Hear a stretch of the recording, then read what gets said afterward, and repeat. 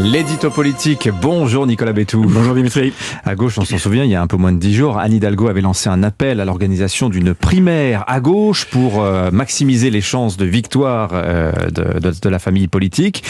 Alors, on a cru que ça avait fait un petit flop, cette histoire-là, mais on voit bien que cette hypothèse d'une primaire populaire à gauche continue d'agiter les esprits. Voilà, et de susciter les stratégies les plus hasardeuses. Vous l'avez rappelé, Anne Hidalgo est contente d'être revenue dans le jeu depuis qu'elle a sorti cette primaire et qu'elle l'a endossée, mais ça ne l'a pas pour autant fait décoller d'un dixième de point dans les sondages.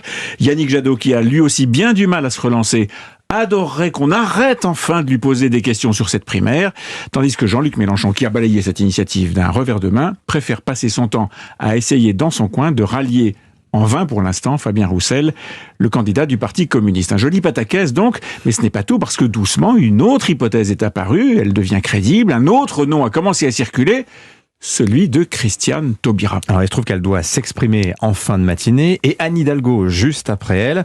Alors, en fait, il se trouve que l'ancienne ministre de la Justice de François Hollande, Christiane Taubira, a été sollicitée par tous ceux qui rêvent d'organiser cette fameuse primaire populaire. Et il n'y a rien qu'elle préfère davantage qu'être sollicitée, Christiane Taubira. Ça lui permet de tenir le rôle dans lequel elle s'est spécialisée depuis des années, être candidate sans l'être. Il faut dire que la seule fois où elle s'est vraiment alignée à l'élection présidentielle, elle et Jean-Pierre Chevènement ont provoqué un séisme à gauche, l'élimination de Lionel Jospin et la disparition du PS, battu par Jean-Marie Le Pen dès le premier tour, c'était en 2002. Mais en 2007, puis en 2012, en 2017, et même à l'occasion des élections régionales de 2015 en Guyane, où elle avait fini par se planquer à une place non éligible sur la liste, eh bien à chaque fois, elle avait dansé la même chorégraphie.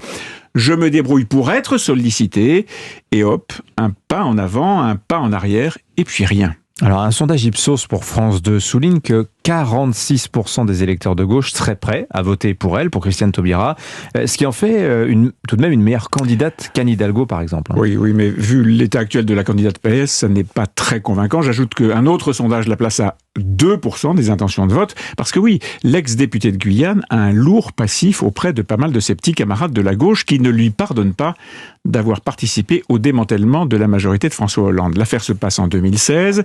Après les vagues d'attentats, le président de la République socialiste et son premier ministre, Manuel Valls, déjà affaiblis, veulent pousser une réforme constitutionnelle autour de la déchéance de nationalité. Christiane Taubira, pourtant ministre de la Justice en charge de ce projet, n'aura de cesse de dire son opposition avant de mettre en scène bruyamment sa démission pour finir de planter la réforme.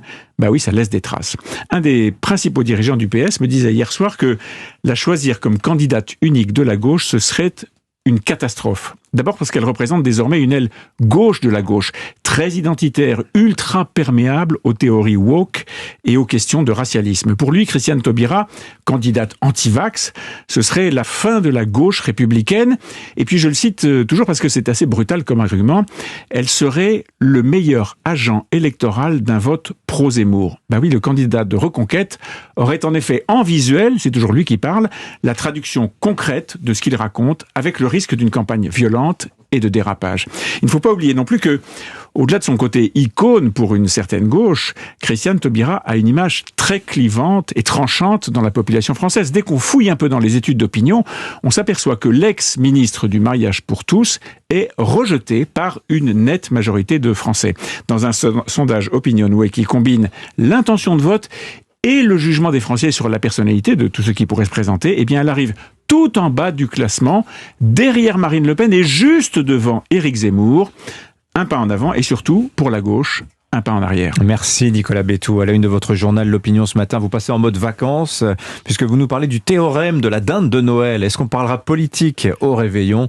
À l'appui, un sondage IFOP sur le candidat avec qui les Français souhaiteraient réveillonner. Premier, Emmanuel Macron. Deuxième, Marine Le Pen. Troisième, Éric Zemmour. Bon, soit à peu près l'ordre d'arrivée des intentions de vote actuelles. Pour l'instant. Merci Nicolas.